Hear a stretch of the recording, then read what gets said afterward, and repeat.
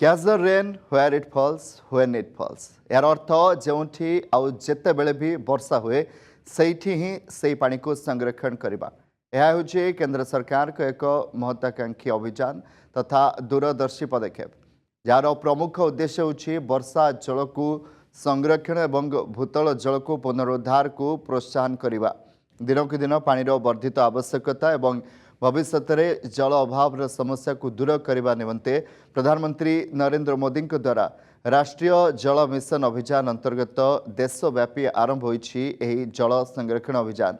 यह अभियान माध्यम देशर प्रति सहर एवं प्रति ग्रामांचल प्रत्येक नागरिक को वर्षार प्रति बुंदा को संग्रह करने आह्वान दि जाइछि। प्रधानमंत्री नरेंद्र मोदी को कहवा अनुसार जदि वर्षा जल सठिक भाव में संरक्षण करा जाए तेबे भविष्य में जल कष्ट यथेष्ट ह्रास पाइपर।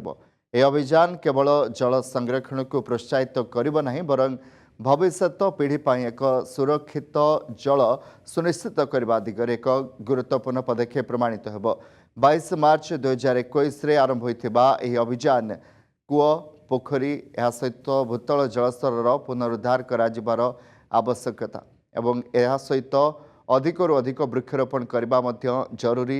या सहित प्रति घरे सोसाइटी स्कूल कॉलेज ऑफिस आरंभ करी विभिन्न स्थान रे रेन वाटर हार्वेस्टिंग टेक्नोलोजी को आपणाइबा पई कुहा जायछि जहाद्वारा वर्षार प्रति बुंदा को जेपरी भाव में संग्रह करा जाय परिबो।